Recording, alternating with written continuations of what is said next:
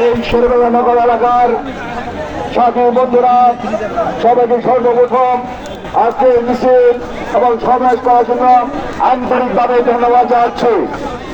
আমাদের পার্টির চেয়ারম্যান তারেক রহমানের নির্দেশে ঢাকা শহরকে চাঁদাবাজ মুক্ত, দখলদার মুক্ত এবং সন্ত্রাস মুক্ত রাখতে হবে। তারেক রহমানের নেতৃত্বে আমরা বাংলাদেশের গণতন্ত্রকে প্রতিষ্ঠা করার জন্য হাতে হাত রেখে কাঁধে কাঁধ রেখে আমরা এগিয়ে যাব। এটা হবে আজকে আমাদের সবার প্রত্যয় এবং অঙ্গীকার।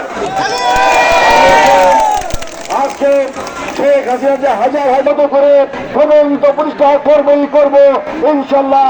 আগামী দিনে আমরা ঐক্যবদ্ধ সেই কাজ করবো এই ওয়াদা করে সবাইকে শুভেচ্ছা অঙ্গীকার করে আজকে সংক্ষিপ্ত মিছিল এখানেই শেষ করছে। খুদা হাফেজ। বাংলাদেশ জিন্দাবাদ।